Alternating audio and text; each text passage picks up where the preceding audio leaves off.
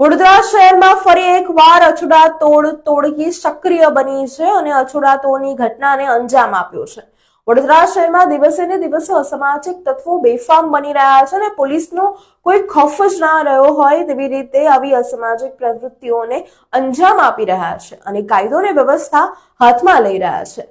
શહેરના વૃંદાવન ચોકડી પર જ્યારે એક યુવતી વોકિંગ પર નીકળી હતી ત્યારે તેના ગળામાંથી ₹80,000ની ચેઇન તોડીને બે ગઠિયાઓ ફરાર થઈ ગયા છે। યુવતી સવા 9 વાગ્યાની આસપાસ તેના ઘરેથી નીકળી હતી।